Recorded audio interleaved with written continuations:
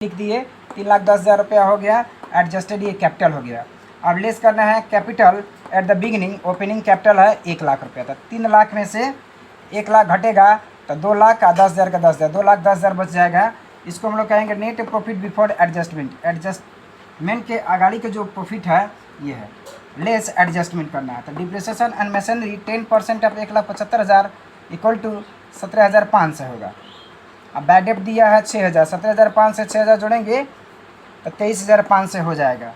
ठीक है। अब 2,10,000 में से 23,500 घटेगा, 1,86,500 बचेगा। इसको हम लोग बोलेंगे नेट प्रॉफिट आफ्टर एडजस्टमेंट। ठीक है। अब यहाँ आते हैं ए नंबर में क्लोजिंग कैपिटल 2,85,000 हो गया। प्रॉफिट हो गया 1,86,500 है, ये आंसर हो गया।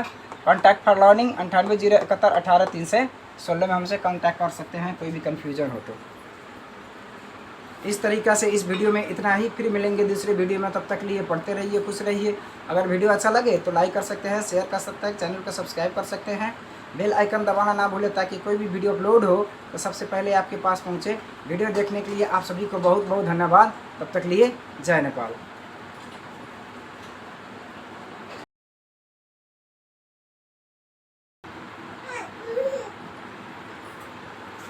आप सभी को प्रणाम, जय श्री राम। मैं ललन ठाकुर बिगड़ नेपाल से।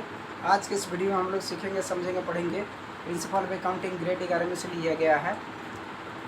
सिंगल एंट्री सिस्टम चैप्टर का नाम है। उसी चैप्टर में से रिवीजन प्रॉब्लम क्वेश्चन नंबर 1 का हम लोग सोल्यूशन करेंगे, जो बुक के पेज नंबर 487 में से लिया गया है। तो क्वेश्चन को सोल्यूशन करने से पहले हम लोग क्वेश्चन को अच्छे से पढ़ लेते हैं, समझ लेते हैं, उसके बाद में सोल्यूशन करने का प्रयास करेंगे।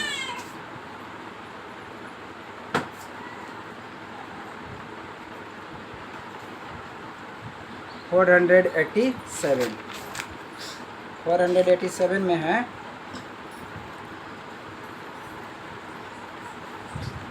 रिवीजन प्रॉब्लम है। 1 नंबर में है a trader started business with RS 1,00,000 यानी कि ओपनिंग कैपिटल हो गया। At the end of the year his position was as under.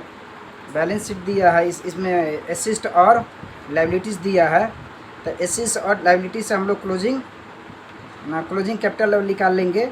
Masonry है 1,75,000, क्रेडिटर से अकाउंट पेबल 40,000, कैश है 35,000, स्टॉक है 35,000, डेटर से अकाउंट रिसीवेबल 80,000। एडिशनल इंफॉर्मेशन दिया है 1 नंबर में कैश विड्रॉ और हिज पर्सनल यूज RS 25,000 ये ड्राइंग हो गया, ड्राइंग ड्यूरिंग द ईयर हो गया। डिप्रिसिएट मैसनरी एट द 10% यानी कि मैसनरी 1,75,000 के 10% का होता है 17,500 डिप्रिसिएशन हो गया ईयरली। बैड डेट दिया है 6,000 रुपया। अब रिकॉर्ड में पूछा जाए क्लोजिंग स्टेटमेंट अफेयर्स निकालना है, यानी कि calculation of amount of open closing capital निकालना है। और B number statement of affairs यानी स्टेटमेंट ऑफ प्रॉफिट और loss for the during the year. अब प्रॉफिट हम लोग को इसमें निकालना है। ठीक है। तो चलिए अब हम लोग सॉल्यूशन देखते हैं।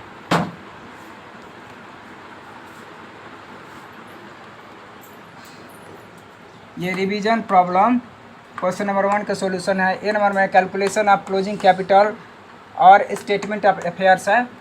अब इसके लिए हम लोग ये लायबिलिटीज़ हो गए, अमाउंट हो गए, एसेट हो गए, अमाउंट है। अमाउंट साइड देख लेते हैं।